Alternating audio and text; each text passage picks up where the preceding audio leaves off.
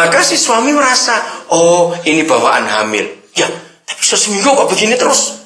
Biasanya kalau curiga nggak cepat diselesaikan, dia jadi besar nggak kecurigaan? Jadi besar. Nah, dengar ya perempuan, makhluk paling sombong dan paling rakus sedunia itu namanya laki-laki. Catat ini. Belum tahu? Ngaku, jangan aja. Enggak bisa. Semua laki-laki itu, dengar laki-laki, kita ini makhluk yang paling sombong dan paling rakus sedunia.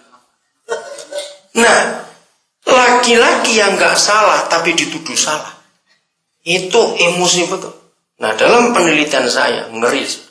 Banyak suami yang dicurigai istrinya selingkuh atau main-main dengan perempuan lain, padahal dia tidak. Emosinya tersinggung, harga dirinya tersinggung. Jadi selama ini kamu nyurigai aku. Dia marah. Aku nggak pernah mikir sedikit pun soal itu. Kenapa kamu mikir? Nah, ini nggak terbuka. Karena si istri ingat waktu belum menikah, bagaimana keinginan seks cowok ini. Ngerti nggak maksud ini, saudara? Ini saya bicara radikalnya saja. Maka itu kenapa Kejadian 1:28. Catat, tidak ada Tuhan di dunia ini. Karena di dunia ada jutaan Tuhan. Hanya satu Tuhan, yang namanya Yesus. Bapa kita di surga berfirman di Kejadian 1:28. Tidak boleh ada seks sebelum dikuduskan pernikahan. Mengapa Papa memberi peraturan itu? Supaya jangan sampai ada pintu dosa sebelum masuk rumah tangga. Jaga betul-betul. Nah, lihat itu, Tuhan memberkati mereka. Jadi diberkati dulu, dikuduskan dulu pernikahan itu. Maaf, saya harus ngomong ini. Kiranya Tuhan menolong saudara untuk bisa mengerti. Saudara, di dunia ini ada kira-kira 5 juta judul buku yang pernah dibuat oleh manusia. Bukan 5 juta buku ya, kira-kira 5 juta judul buku. Hebat. Di antara 5 juta judul buku itu hanya satu buku yang namanya Alkitab yang menuliskan anak sulung dari perjanjian lama sampai kitab Wahyu. Papa kita bicara tentang anak sulung. Nah, satu-satunya Tuhan di antara jutaan Tuhan di dunia yang minta supaya ada anak sulung, itu juga Tuhan kita. Mengapa tidak ada Tuhan yang lain dan tidak ada buku lain menulis tentang anak sulung? Maaf, saya harus katakan kalimat ini. Tidak semua anak pertama itu anak sulung. Renungkan baik-baik. Saudara, tidak semua anak pertama itu anak sulung. Ingat, Alkitab kita ini hebat sekali. Saudara, kenapa? Percaya enggak? Apapun yang Papa buat atas hidup ini, semuanya pasti punya arti. Betul atau tidak? Siapa pernah tahu nilai fungsi cuping telinga? Ini loh cuping. Tahu cuping? Coba pegang. Tidak mungkin ada manusia nggak ada cupingnya. Tidak mungkin. Saya tuh masih kecil pernah tanya, kenapa sih Papa ngasih lebih dikit aja nih yang sini? Kenapa nggak dipotong rata gitu ya? Tahu tuh cuping? Sampai anak kami yang pertama kami sekolahkan dokter, dia lulus. Saya baru berani tanya, ya coba ceritakan. Kamu kan belajar anatomi. Kenapa ada cuping? Ya, kan kecil. Ya tahu. Ini nggak hiasan, bukan hiasan. Sebagaimana juga alis. Saudara jangan pikir Papa itu iseng cuma kasih garis 2 seret di bagian atas mata. Enggak, dia nggak iseng. Itu punya tujuan yang luar biasa. Alis itu sebagai talang. Tahu talang? Supaya mata kita nggak rusak. Nah begitu pula cuping. Saya kagum ketika dokter ini menerangkan. Cuping ini punya 2 fungsi. Satu, dia itu peredam suara. Jadi semua suara yang kita dengar, ya, kemampuan gendang telinga kita itu beda-beda. Tapi secara umum sama. Saya nggak tahu desibelnya itu ya, saya nggak hafal.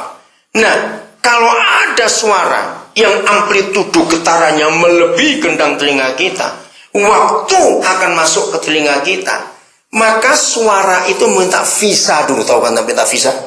Minta izin ke cuping. Cuping, aku mau masuk. Maka itu diredam dulu. Nah, terus begitu lewat cuping, diterima yang di cekuan ini. Ada mangkokan ini enggak?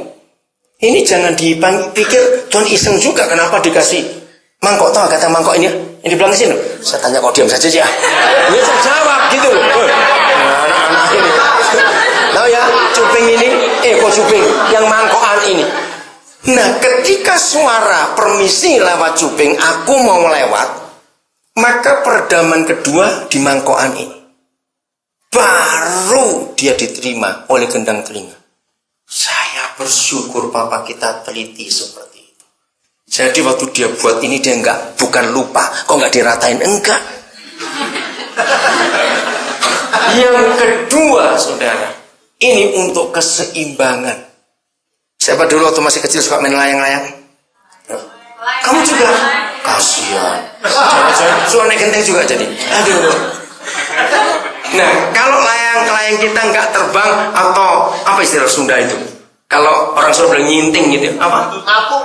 Bukan ngapung. Nah, salah itu. Nah, berarti nggak pernah main layang-layang itu.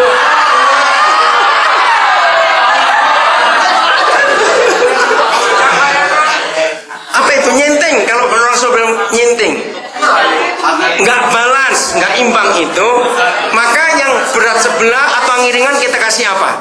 Tambahan rumput. Saya dulu masih kecil pakai rumput kering, digantung supaya seimbang.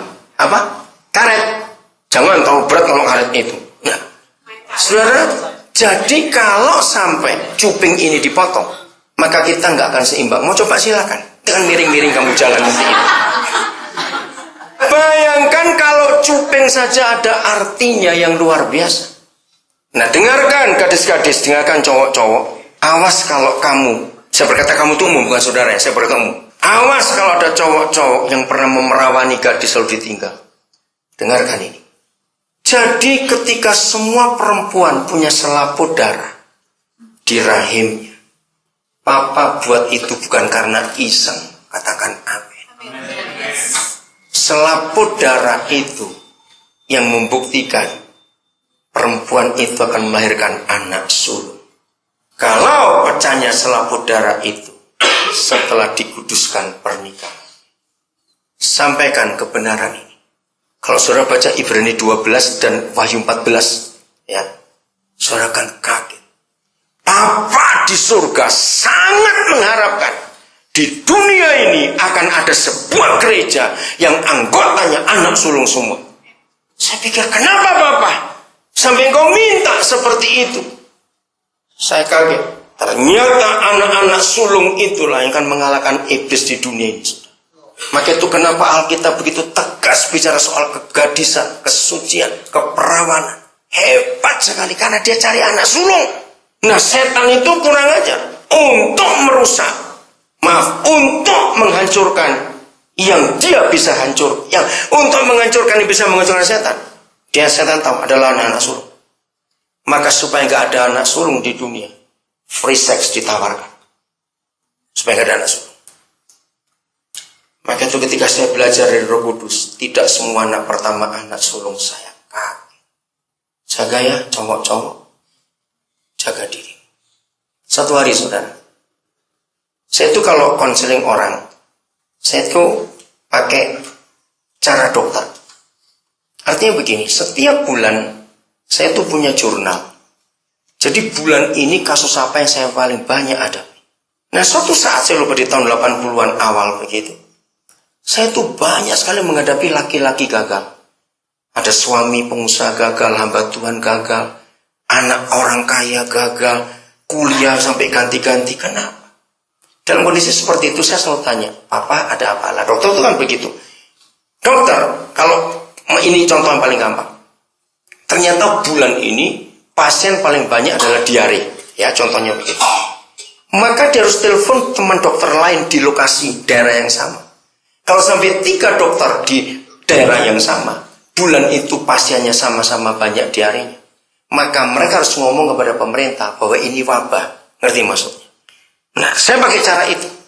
Papa, kenapa bulan ini saya begitu banyak nangani laki-laki gagal? Kenapa? Itu dengar anak-anak. Dengar, kan harus ngerti ini. Hormati Tuhan. Ingat, kita masih pada konsep Yohanes 7:38. Barang siapa percaya kepadaku seperti dikatakan kitab suci, harus semuanya kita pakai yang Alkitab katakan. Tahun 76, kalau saudara pernah dengar seorang hamba Tuhan, dia sudah meninggal nama Yeremia. Tahun 76 dia membentuk tim kira-kira sekian belas tim ya di Surabaya. Siang hari, kami tim itu dibagi